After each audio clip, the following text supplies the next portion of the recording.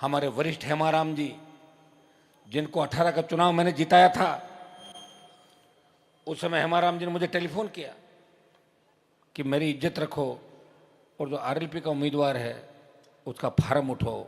मैं बायतू के अंदर सभा करने गया और मैंने कहा कि गुड़ा मलानी का आरएलपी का उम्मीदवार मेरा नहीं है, वो भाग गया, तो उसको एक भी वोट मत देना। वहां अपने को उस बुजुर्ग आदमी की लाज रखनी है। ऐसा कोई दूसरी पार्टी का नेता कह सकता है कि राजस्थान में किसी की औकात है क्या? बताओ मुझे 2 सीट दे दो।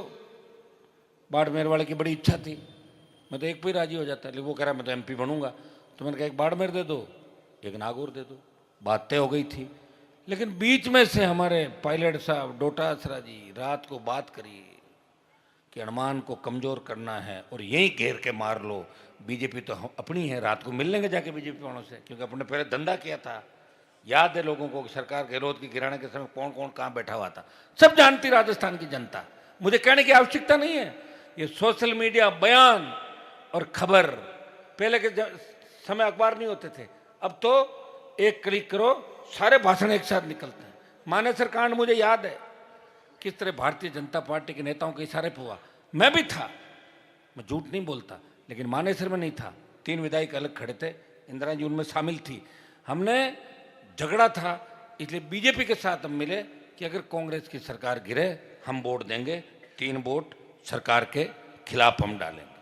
हम मानेसर के अंदर उससे नहीं गए थे, समझ रहे हो तुम लोग, वो अलग कांड था मानेसर का।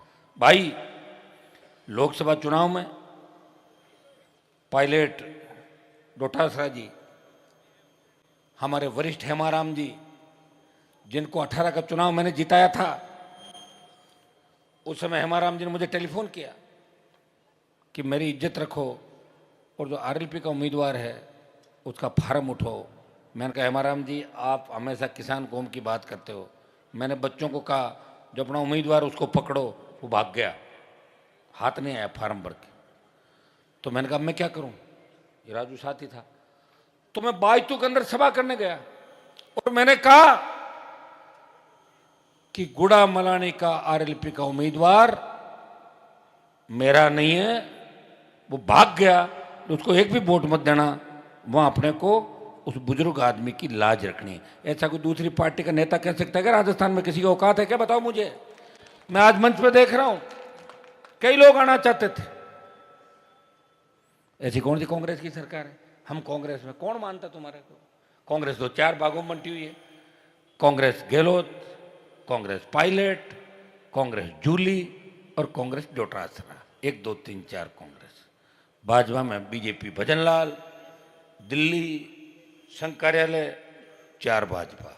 अब आप बताओ, गलती से अगर कांग्रेस के किसी नेता के साथ आपकी फोटो आ गई ना, तो 3 जने टिकट कटाने के लिए दौड़ेंगे, तो पकड़ो इसको, ये उस नेता का आदमी। कांग्रेस तो खत्म हो गई, बात मत करो कांग्रेस पार्टी की, क्योंकि अब जो नौजवान उठ रहा है राजस्थान के अंदर, और जैन जी, अब कौन सा आ रहा भाई जैन जी के बाद? नेपाल और इस वर्ल्ड के 10 देशों के अंदर नौजवानों ने यह कहा कि सत्ता पे कब्जा कर लो, चलो सत्ता हमारी है। राजस्थान और इंडिया के अंदर भी ऐसा चल रहा है।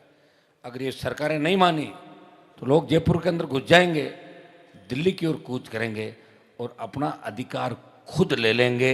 ये इन किसानों के अंदर ताकत है, इन जवानों के अंदर ताकत है, और कहने की आवश्यकता नहीं। हमारा इतिहास ये बताता है कि भगत सिंह जी जैसे, सुखदेव राजगुरु जैसे लोग, वीर तेजाजी महाराज जैसे लोग, गुरु गोविंद सिंह जैसे लोग, राम साहब पीर जैसे लोग समय समय पर इस समाज को सुधारने के लिए, इस देश को जब आवश्यकता पड़ी, मंगल पांडे, तांत्या टोपे, झांसी की रानी लक्ष्मीबाई, महिला शक्ति भी कमजोर नहीं थी हमारी कभी। उन लोगों ने हंसते हंसते फांसी के फंदे को चूम लिया और भारत माता को आजाद कराया, गुलामी की बेड़ियों से मुक्त कराया। उनके परिवार को राज नहीं मिला, राज मिला था जवाहरलाल नेहरू को। और मजे ले रहे हैं राहुल जी, राजीव गांधी जी, इंदिरा जी, जो प्रधानमंत्री बने। कोई किसान का बेटा वहां नहीं बना, बने थे हमारे चौधरी देवीलाल जी, जिनको प्रधानमंत्री बना रहे